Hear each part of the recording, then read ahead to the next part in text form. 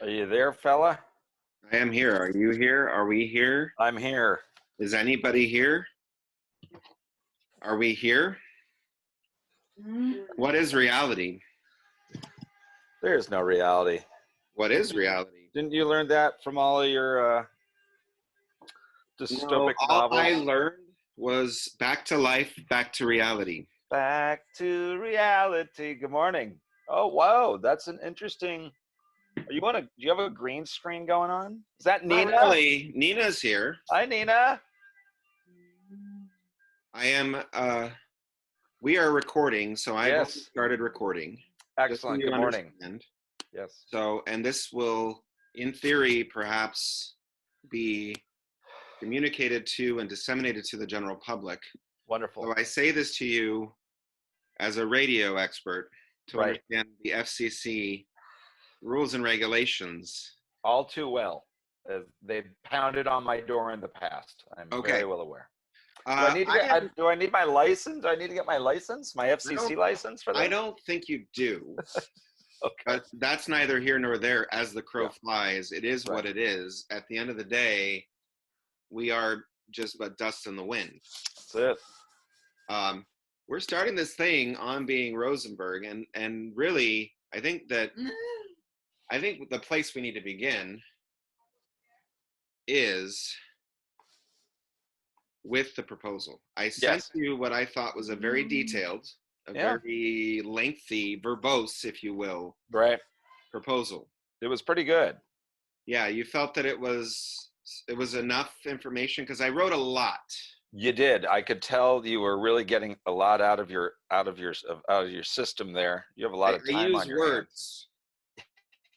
Very true. I like the last part of the to have fun and or share with others on earth. Yeah, And or. we might not have fun, Nope.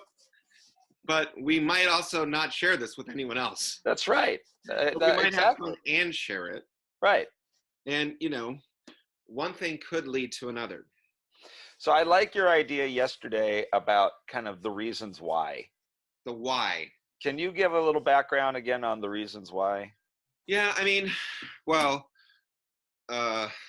when you said, could I give background on the reasons why, I felt the need to jump into song somehow. Sure. Like, you're good at that. The reasons why. The reasons why. The reasons why. Well, the reason why, a few years ago, M1 and M prime, the few years ago, it all started like this. And I'm now going to try to emulate all the podcasts I've listened to, which is not very many, believe it or not. I haven't listened to a lot of podcasts, but I think this is how they go. Because the one I listened to was called Serial. I think everybody listened to Serial, right? Yeah, right. So I listened to Serial, and I feel like podcasts, they kind of talk like this, right? Like really what happened in this, Michael, was a few years ago, I was at work and I got on my internet, my SFUSD internet, and there was a message for me and I didn't recognize who the sender was. And when I looked at the message and I started reading, I was really confused because it felt very much like this message was not meant for me. It felt like it was meant for someone else. One of the clues happened to be that it was about a field trip to Hastings Law School. Right, which, by the way, coincidentally, this year was scheduled for today. That is ironic. Do you like how I use the word ironic? Very good. That's a very high-level word, especially. Everyone misuses it. Can I just say this for a second? It drives me crazy. Yeah. When people say ironic is a coincidence, it's not. Right. It's ironic that today is the day, and this happened a few years ago on the same day. That's right. You're 100% It's so correct. ironic, the coincidence. And yesterday when you and I were talking, I wasn't realizing that because you were talking about the Hastings trip, but I looked at my calendar today and it popped up as a calendar alert. That's amazing. Please continue. Continue with your story. Anyways, I was confused for a while, which is not an unusual state for me. Mm-hmm.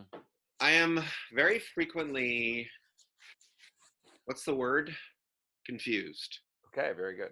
Yeah, I'm a confused person. My brain is muddled. I sometimes have too many thoughts at once. But I thought it was still for me. And then the more I explored, I finally figured out how to figure out who it was Oh. kind of supposed to be sent to. How But did you figure that out? well, there was a big clue because when I reread it, I saw the name Michael. Okay. And I took a moment, I went to my brain. I said, hey, brain, is your name Michael? No, your name's No, Mark. that's right. This must be for another Rosenberg. There it is. And then I looked and I thought, wait, there's another Rosenberg. And one thing led to another. And I finally discovered you. And I was able to start forwarding the variety of emails that were sent to me. And over the course of the last several years, I'd say 3 years or so, at least, maybe more. Keep going, fella. I've received maybe over 100 different emails for you. Some were like field trips. Yeah. Some were colleagues. Some were student teachers. Mm-hmm. Some were your students. And my favorite by far was when your students wrote me and asked for extensions for things, or when they sent me their papers. Those are the two favorites. Yeah. I read those papers, by the way. Of course you did. Yeah. And somebody had to. Yeah, someone had to, because I knew it might not be you. And then we started to send messages back and forth. And I'm going to stop talking a moment because, quite honestly, I've been on Zoom since 9:30 today, and I'm just going to give my voice a break. All right. So what are your thoughts about how our whole relationship started? Well, I have to tell you, it's been up more like 10 years, not 3. Yeah, that's my muddled brain. It's been 10 years now. Yeah, easily. And I remember receiving probably the first email from you and going, oh, whoa, that's crazy. But I'm thinking, it's a big district. You know, Rosenberg is like the Smith of Jews. So, you know, it can't be too surprising. And M Rosenberg. Okay. I mean, I'm M1, you know, so I'm thinking, well, there's got to be an M prime out there. That's you. All right. This is M prime. Got it. I'm patient zero. M. You are patient 0. You are M0.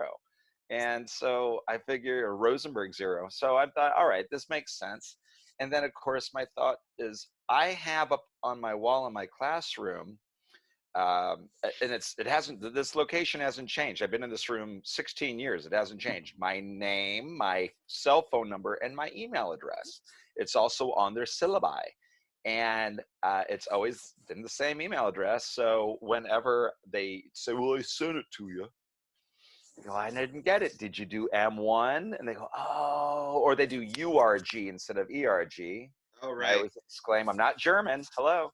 So when I got an email from you, I had to chuckle because I'm like, oh, well, okay. Could I hear like a dramatic reenactment of what your chuckle sounded like? Or it could be. Which one? I feel like the second one, not the first. Yeah, it's probably it's the latter, not the former. So anyway, I would, then say, okay, send it again and such. But then, more would start to show up over the period of, course of a couple of years. And I think I remember, I mean, you and I finally formally met in person at the Women's March in January of 2017 in the rain, and you called out my name, which blows my mind. Oh, I saw you from far away. Wow. I felt like it had to be in the rain. It was like a silent movie, classic, romantic comedy / some other genre movie. And it was just like, I saw you and I saw Catherine, and I was like, I think I was like, Rosenberg. Yeah, totally. It was like a Bogart Bergman film or something. You were wearing you were wearing a black leather jacket. Yeah, absolutely. Jacket. Yeah, that's right. And our signs were probably gone by then because it was raining and they were all wet and sloppy. But then we walked down Market Street. Nina was in her wheelchair and that's right. Burqa. Yeah. And we walked down Market Street, and it was it really Kismet. was Kismet. It was a love. It was, it is, and it will be a love story. Totally. But something else I remember, because I live in Berkeley now, but I was living in San Francisco then, and I had a room of my own. I used to play my guitar in and listen to music in. Yeah. And you and we had a couple of conversations when I remember hanging out in that room, and we started talking about our interests, and I found you and I have like the same musical interests. It's like Um, we're the same person. and I remember saying something to you, oh, I bet you never taught with a mohawk before, because I had, and you're like, oh, yes, I did. And you even posted pictures of you with a mohawk. I'm like, Jesus Christ. Who are we to each other? How did Who this are, happen? yeah. Well, what you're doing is you're like kicking kids up to me, because I know that you had Anita Lee as a Yep. student, and I think you had more than just her, because I have a memory of other students saying they knew you or had you. And And at least I didn't damage Anita because she's my Facebook friend now. yeah, mine too, and she's a dear. I love teaching her. Yeah. How many years ago is that now? It's all a blur. I don't even know when she graduated. Well, Sorry, Anita, if you're I watching this. the years and the eons, they fly by. But what I want to get to in our podcast, and you have time Yeah, for this, right? Like yeah, it might go longer than my proposal, which was 10 minutes. yeah, yep. Um, but what I really want to like speak to is a couple things right now. First of all, you know, the working title of this podcast was On Being Rosenberg, Right. but I kind of want to revise that to Another Rosenberg. Thoughts? Another Rosenberg. I like the on being. Why did you want to change it? Well, because you said it in this podcast, Another Rosenberg. There's another Rosenberg out there. Let's keep it with On Being Rosenberg. All right. On Being Rosenberg. All right. Indeed. All right. Indeed. So On Being Rosenberg will be our title. The second thing I want to bring up has to be put on a shirt. Maybe by you, maybe by me, maybe All by right. no one. It's Rosenberg. What was the phrase? Rosenberg, the Jewish Smith? How did you say Rosenberg is the Smith of Jews. the Smith of Jews? Yeah. And I'm just letting you know that we're doing this thing now where my daughter Nina, who's on my right, see her, your yeah. left, I need it. she's about to get on a video call, but we're having technical difficulty where they're not able to call in. I see it on one device and not on the other. All right. So I'm just letting you know that I'm multitasking. You're incredible. Multitasking means tasking with multi things. I don't think I could do that very well. So what was it? The phrase again? What's going to go on the shirt? Is the what did I say? The Smith the Smith of the Jews. Rosenberg is the Smith of the Jews. Rosenberg is The Smith of the Jews. the Smith of the Jews. It's a very popular Jewish name, Rosenberg. It is an incredibly popular Jewish name, which brings me, Michael, Yeah, Mark. to something that maybe, Michael, we haven't discussed. Please. I don't want you to feel hurt or feel anything by this, but I have a confession to make. Go there. I am not at all Jewish. Very good. Where does the Rosenberg come in? I don't know. All right. We have theories. I Yeah. have done a very disgusting test Okay. called 23andMe. I did that. Yeah. And I say it's disgusting. And maybe you had this experience too. The spitting into the tube. Yes. Yeah, I know. Can we talk about this? It's the most ridiculously disgusting thing. That's pretty bad. My wife and I sat in our living room and we spat into these tubes to mail them off. Right. And I was really excited in this journey, Michael, because I was really hoping that the doing 23andMe would give me like insight into my past, because I didn't get raised. I wasn't raised Jewish. I was raised in the Episcopal Church. Oh, right on. I was an altar boy in the Oh. Episcopal Church. I would not say that I am anymore. Did they look at you and say, "What's Rosenberg doing up here on the altar?" Well, they might have. I don't know. They might have. But it's like, yeah, it's not like, and so I was at least hoping to find like Ashkenazi Jew or like something there. What'd you find out? Eastern European, at least? There's a bit of Eastern European in me. Yeah, what else? I'm mostly Norwegian. Oh, wow. I am 99.9% European. The Mhm. 0.01% on my DNA is not to be determined. And my theory with this is they didn't want to say I was 100% European. They're like, nah, we're That's not, like, we're not going there. we're not sure. There might be a little wiggle room